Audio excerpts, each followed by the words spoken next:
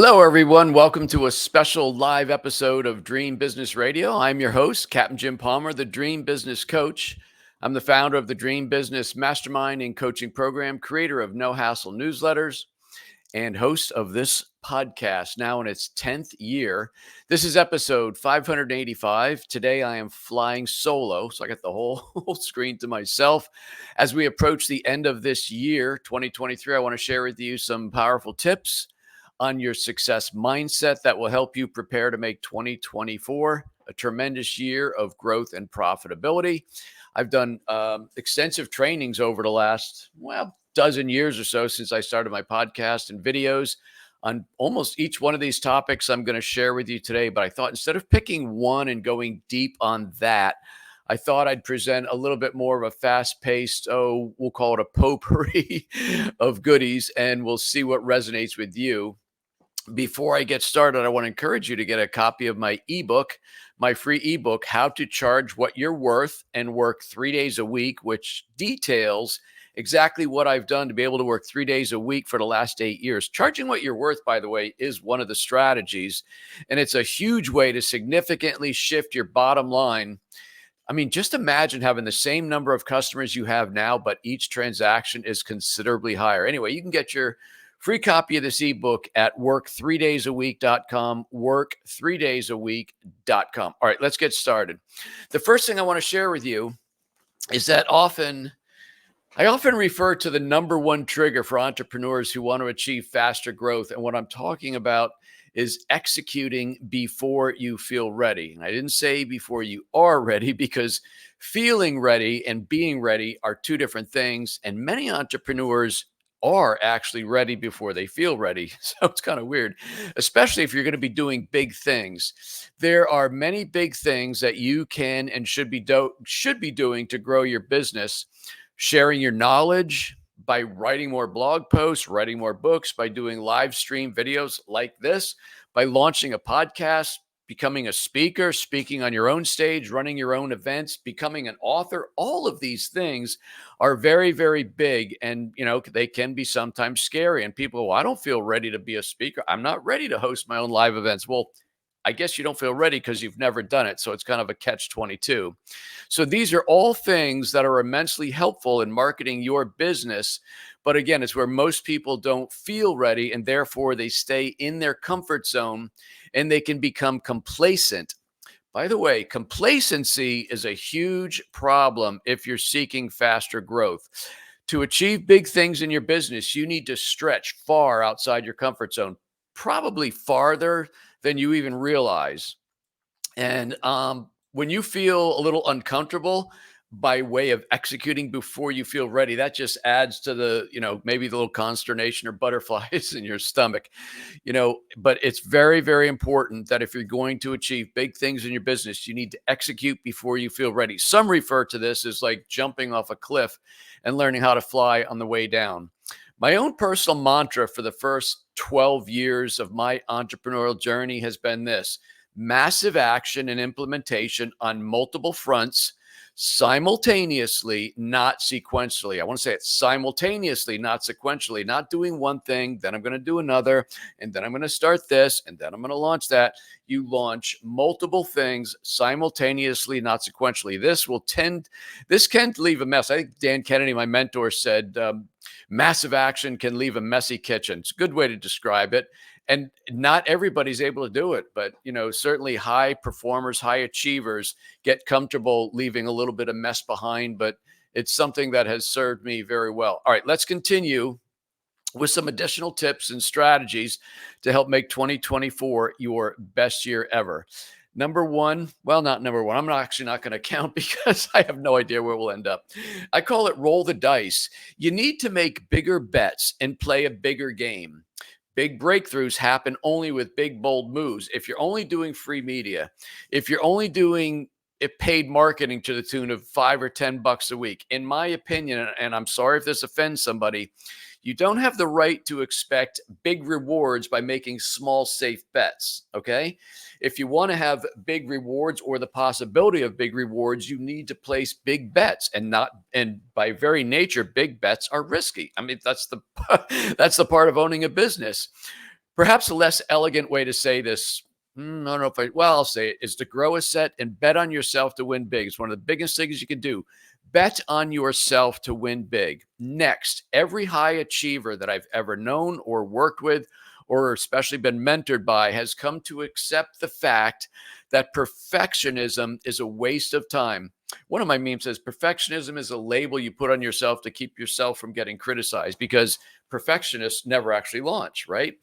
The book is in the word processor for 10 years, or I'm going to be doing video. I got to set up my screen. I'm going to do a studio. I'm going to do this. I'm going to do that.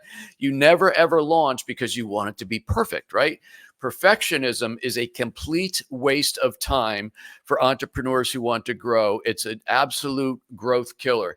What you want to do your best work. I'm not talking about putting out crappy work. Do the best work you can, but recognize it'll never be perfect. Launch now, move forward, course correct as you go. All right. My next tip falls under the category of you can have excuses or you can have results, but not both. And what I'm going to share with you are a few of what I call if only excuses that I think you should eliminate from your vocabulary and certainly from your mindset. If only I had more education. If only the economy were better. If only we had a different administration. If only I could start again. If only I had been luckier. If only my parents funded me or I had a bigger trust fund. If only I could clean up my debts, then I would invest in my business. These are all excuses that are preventing you from growing. My best advice on this is to start right where you are, work with what you have, and keep moving forward. If you want to know my whole backstory, I'm sure you might be familiar with it, or you can read it in my books, which are free. But I started after a long term of unemployment, my scare with cancer, had a lot of credit card debt, just started and kept moving forward. And there's a lot of other lessons that I may share if the clock permits me. So anyway, next, a few weeks ago, about a month ago, I produced a list of what I call the top 10 mistakes that keep entrepreneurs broke, or at least struggling for far too long. Here are just some of them. And hopefully you don't recognize too many of these on your own list. You're a slow walker. That means you're slow walking everything that's important and everything that can help you grow because A, it might be hard, or B, because it might take a while to do, or C, because there's an investment of time or money. So you're going to slow walk it. Slow walking the implementation and rolling out of said important thing is going to slow walk the results. The next thing I call out of focus and gross. When you focus on short-term profits and not the long-term profitability of your business, that's very, very bad. And when you focus on gross revenue and not net profits, that's also bad. Gross is for sanity. Gross is for vanity. Net's for sanity. One example that you've probably heard: there was a guy who did, let's say he did $1 million. I'm a 7-figure business owner, and he does these events all around the country, puts on these live events, brings in $1 million in revenue, but it costs him $920,000 to put on these events by terms of rent, marketing, etc. Therefore, he has an $80,000 business. That's gross versus net. Somebody else may have a $350,000 gross revenue business, but they've only got $100,000 in expenses. They therefore have a $250,000. Which would you rather have? So focus on the net and not the gross. Things are going to make a big difference down the road when you do this. So gross is for sanity. Gross is for vanity, net's for sanity. Go ahead, Jim, get it together. All right. The next thing is trying too hard. Far too many entrepreneurs try too hard to be liked and respected and perceived to be a good fit by everyone, just in case it works out. It's not meant to work out. You're not meant to do business with everybody. This is a very, very fast way to not be respected by the majority, for sure, because again, you're not meant to do business with everybody. You want to know who your avatar is. Your avatar is a description of who your perfect target customer is. You should know everything about that, and you market your business to those people. Really, truly, highly effective marketing does two things. It attracts those people I just mentioned, and it also repels the others, because who's got time to take phone calls and do prospecting with people who aren't a good fit for your business anyway? All right. The next thing I have is called no C and P. C and P stands for consistency and persistency. So you try things. Some stick, some don't. So you're all over the place. That is not consistency. And the other thing that you need to do with your marketing is you need to be persistent.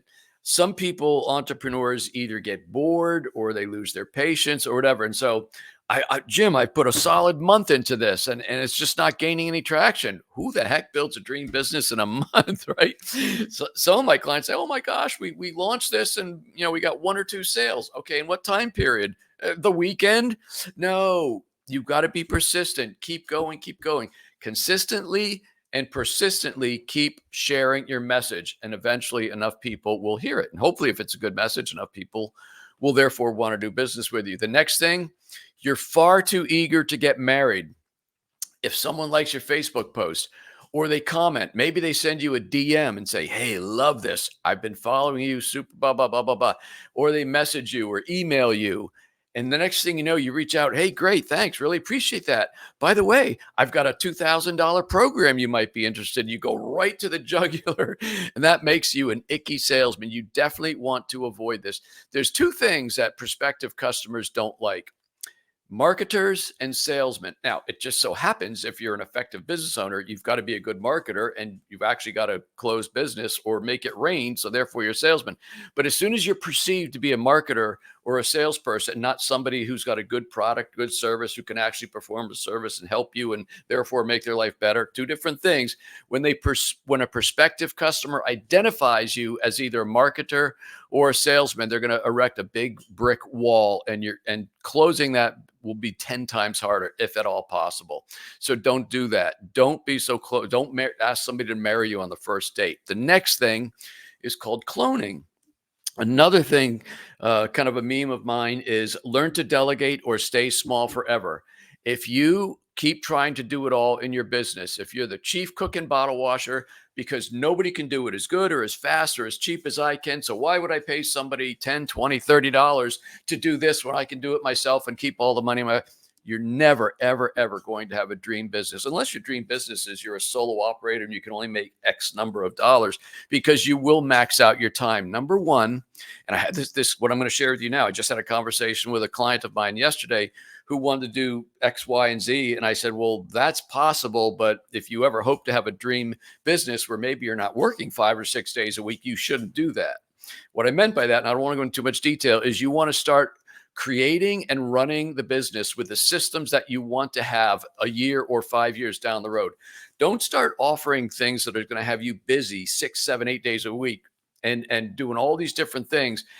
Because if you have 10 clients now and next year you're blessed to have 100, you'll never be able to do this. You'll never have a day off. I can't take a week off. I've got all this stuff. So set up the business you want to have now. And that business would be the kind of the dream business you envision in the future. I could go deeper on that, but that's enough of that. All right. Here's the next thing I see far too many entrepreneurs, and this is what keeps them in the box.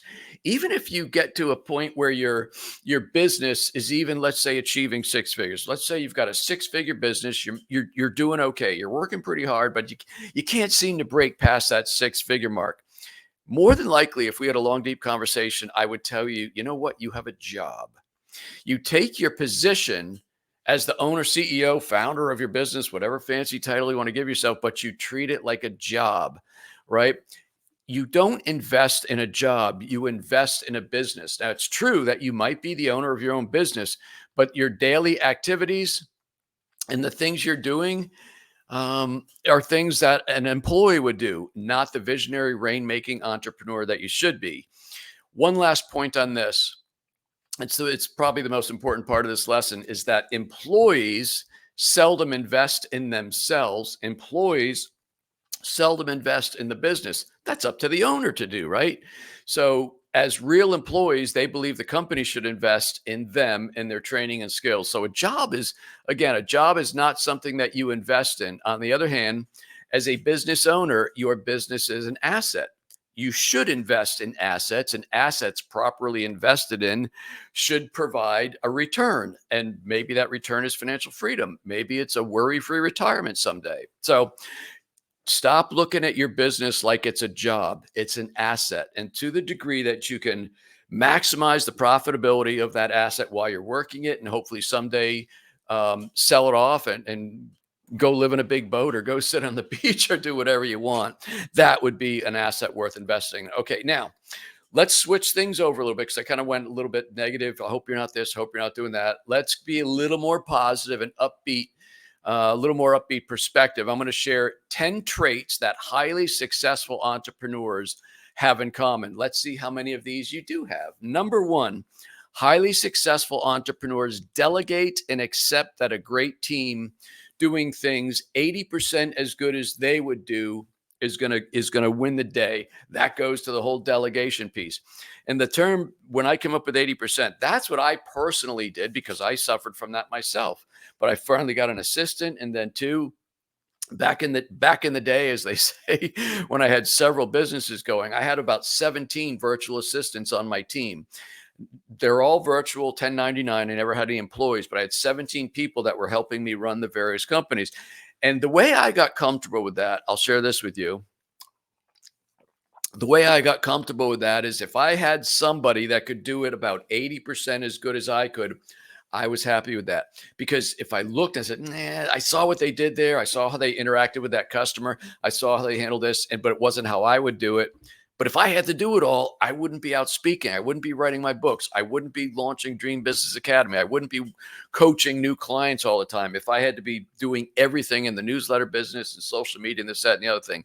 So I've learned that if I'm going to bring on a team, I will train them as much as I can. And if they can get to about 80% as good as what Jim would do, I am fine. Let them have it, because that makes me freer to go work on what I call high revenue generating activities. All right.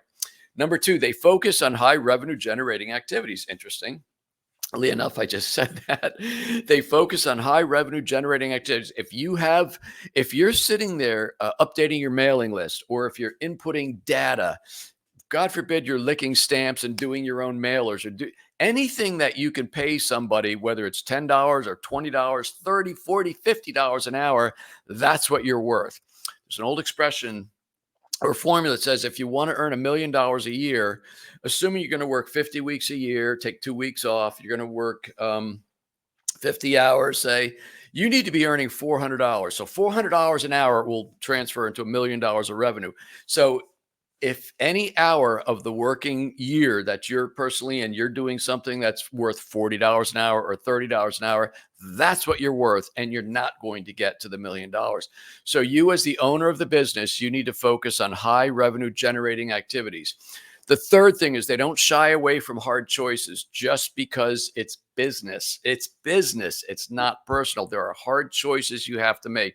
I was listening to a seminar, my great mentor Dan Kennedy today, talking about how people hire and hire, and he goes, "Look, it sounds kind of trite and cliche, but yeah, you hire fast, or excuse me, you hire slow and fire fast. When there's a position to be filled, you fill it. If it's turned out it's not working, cut the cord. It's almost never going to work out in the long run." So anyway, the other thing is, this is number 5 now. High performing entrepreneurs never outgrow the need for a coach or mentor. There's always an area of your business, of your marketing, your mindset, your financial, online this, how to write a book, working with all of that. There's somebody that can help you get there faster. And so if you can put your ego in the drawer and focus more on the result and not the fact that, yeah, I figured it out myself, you're going to get there faster. Number 7, they don't pollute their success mindset with negative BS. This is something that has just grown exponentially, even in the last couple of years, the amount of negativity you see. I've always said when I retire, which would be at the end of next year, I'm going. I'm not on social media. Social media is something that I do to keep myself marketed, to market myself to additional coaching clients and, to newsletter clients, etc. That's why I'm on social media. I talk to my kids or whatever. I correspond with my family members. I don't do it through social media.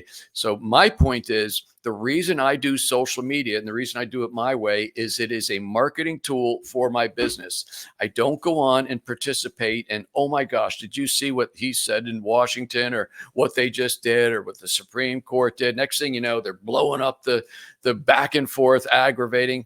First of all, how is that helping your business? Second of all, it's dragging you into something negative. It's hard enough to really achieve success as an entrepreneur, let alone high levels of success when everything is good up here.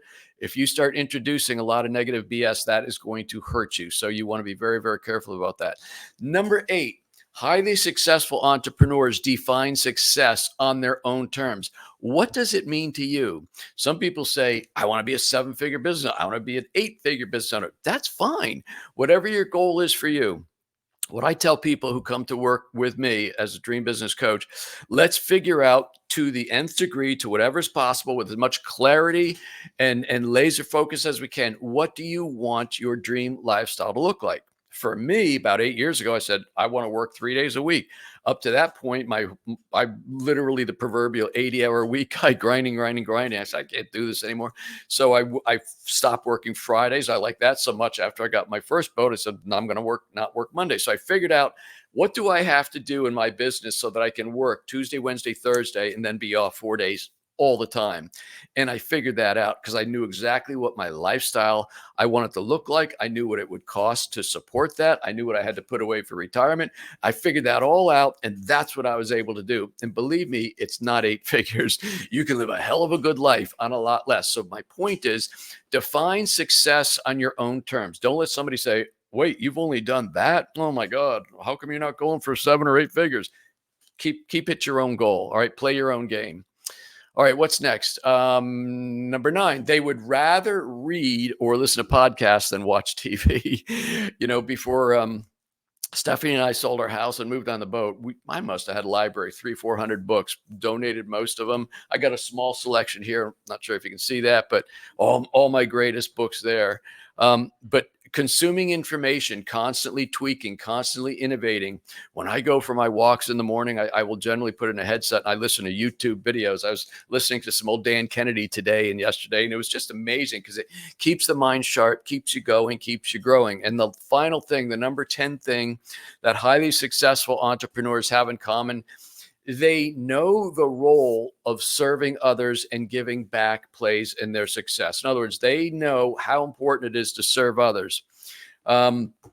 If you want to learn more about that, you can get a copy of my latest book, kind of a tiny little book. It's called Serve First, Unlock a Life of Abundance and Purpose. And I describe exactly what I did back from the day when I was like multiple 6 figures in debt and I was just scared out of my wits. But I started this whole serve first thing and I'm still doing it to this day. It's very, very, very important. It's one of the best things you can do to get yourself out of the rut and get yourself going and growing again. Now, earlier in this training, let me check the time. Oh, I'm doing great.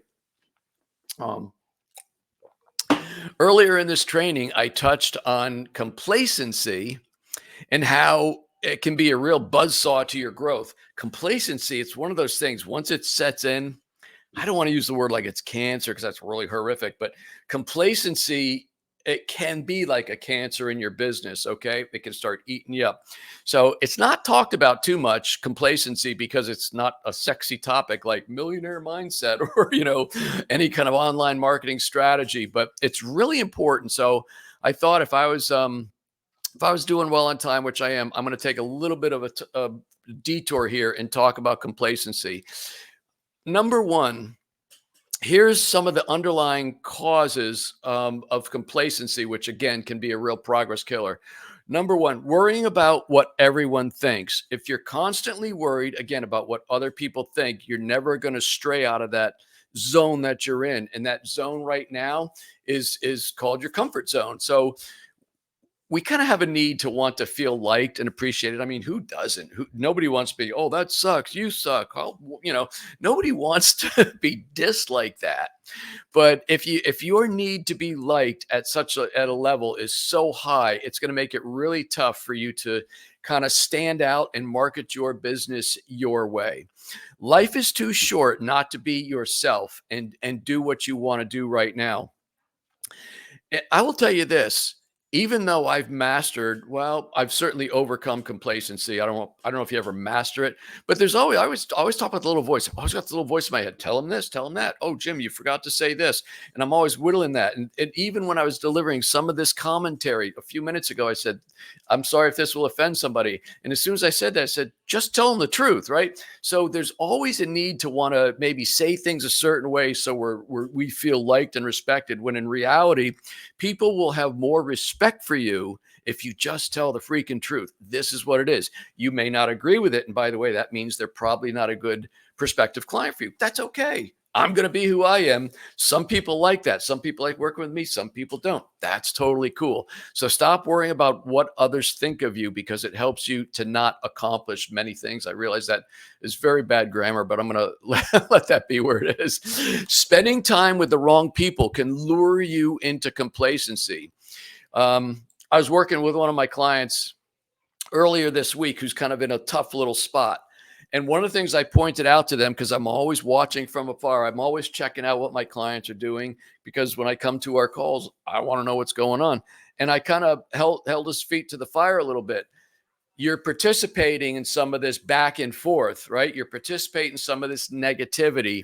Number one, in other words, if you hang out with people who are thinking and worrying about, oh, I'm only getting $1 an hour raise. Like maybe you have friends that aren't entrepreneurs and they're talking about this sucks, that sucks, I haven't got a raise. Oh my gosh, this, that, and the other thing. It's very bad for your mindset. If I was to go deeper on this topic, I would share a story with you. Not only do you hang out with the people who are going to challenge you, inspire you, motivate you to do more, to be more, and to achieve higher levels of success.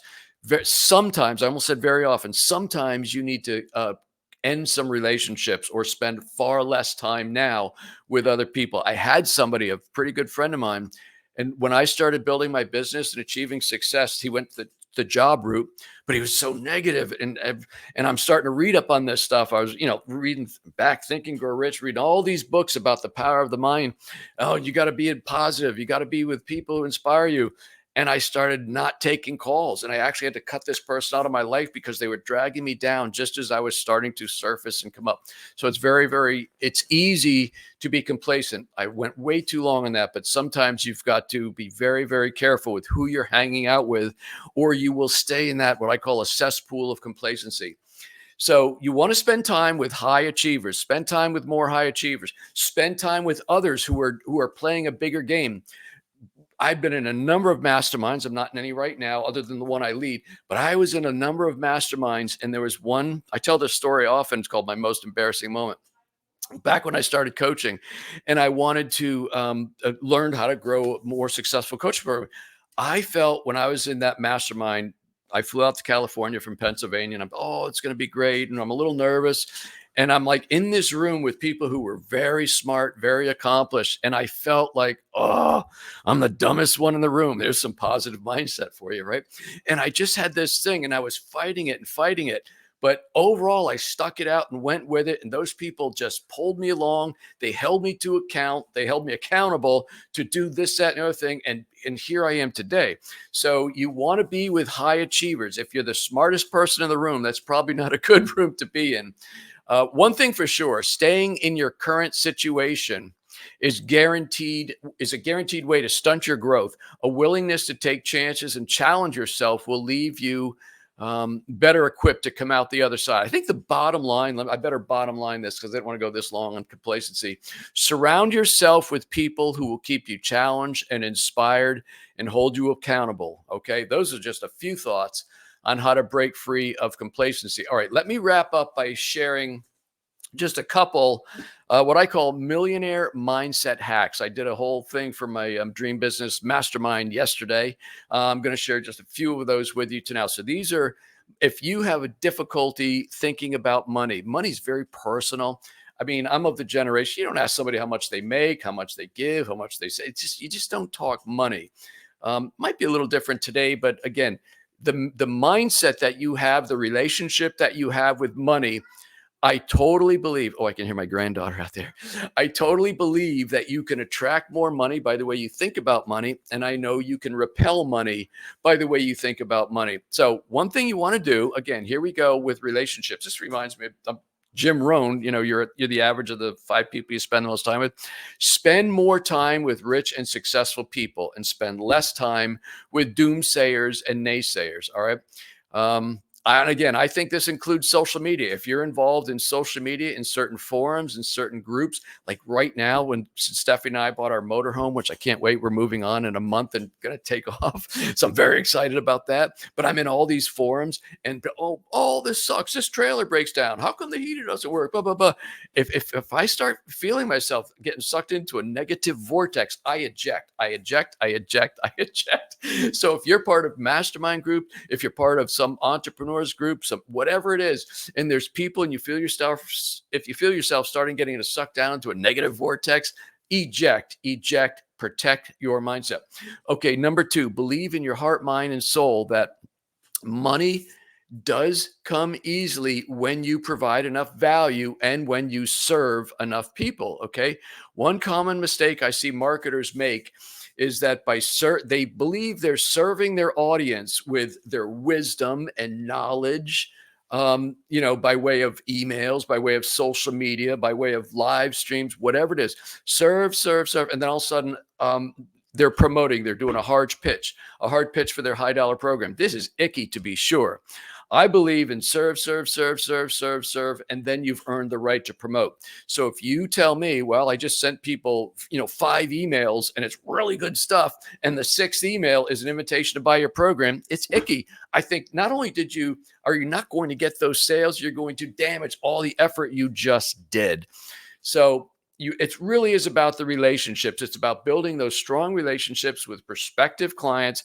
And when they finally get to the point where they know, like, and trust you, there's that whole, not cliche, there's that whole saying, know, like, and trust. They're going to want well, tell me more. How can we have a conversation, etc. But you've gone and you've served and you've built up that relationship, such as it is in its infancy, I would say. The next thing you want to do is you want to be a generous giver. Holding on to your money for fear it will run out is a huge no-no for building a strong millionaire mindset. If you are chintzy or a chiseler, or you're hoarding whatever money you have, that's telling your brain you believe there's a limited supply of money. There really isn't. There's an endless supply of money, but money always moves. It moves in every economy, but it always moves to value. If you provide enough value, and through your great brand and great marketing, enough people know who you are to see what that value is, you're going to do well. So I encourage you, again, you should read Serve First. You can read this in about 1 hour. It's that easy. And whether you believe in God, spirit, universe, the serve first principle works amazingly well. It's one of the first things I'll push some of my clients to do when they're kind of in that stuck zone. All right. Here's another thing. Carry around some money, including some big bills. We live in a plastic society, and now it's even Bitcoin and other things. So you almost don't need cash. I always carry cash. Carry cash in my wallet. I used to tell this out loud. Stuff. What? So on my boat, you go down the stairs into our salon. There was a little drawer there. I used to get about $200 in $5 bills. I use that to tip the dockhands. But every time I open that drawer for a battery or pen or my keys, I'm like, look at all that money. And so you want to leave some money around, even if you never spend it. But you want your brain to see that you always have money. Money is plentiful because, folks, it truly is. Next thing you can do, pick up the check at dinner or lunch. This tells your brain you're not worried about running out of money again. It feels good to treat others. And by the way, double whammy of goodness. You feel good about treating others. It tells your brain there's enough money to go around. And who knows, maybe the reciprocity will kick in. Somebody will get the check the next time. Not that that's why you do it, but very often that's going to happen. Give some money to someone in need. It doesn't even matter how much it is. $5, $20, $100. Do it anonymously. Don't post it all over social media. And even if you're a little frugal with yourself, and by the way, there's nothing wrong with being frugal with yourself, but once in a while, treat yourself well. Stay in a nicer hotel, buy a nice suit or dress or whatever, nice boots. Buy the entree instead of the special. Do something nice to treat yourself. Again, what you're telling your brain is that there's plenty of money to go around, and I'm not worried about running out. That's one of the ways you can actually attract more money. Last thing I'll say about this is, as far as a money mindset and being an entrepreneur, I know this firsthand. You cannot save your way out of debt. You must grow your way out of debt. You cannot save your way out of debt. when I was a massive, massive credit card debt, like 140, 50 grand. And I was like, oh, I'm trying to grow, but I was really worried about this. A mentor finally said, why don't you just get another 100 clients with no hassle newsletters? You'll be out of debt in a year and a half. I said, oh, that sounds like a good plan. And we started putting that into place. I was so focused on making the debt go away by canceling this or not doing that, not getting pizza, whatever. That's stupid. You can only be frugal so much. But when I actually put a plan into place and I got 100 more clients at no hassle newsletters at $197 a month, I suddenly, boom, started chiseling away all that debt in a massive form.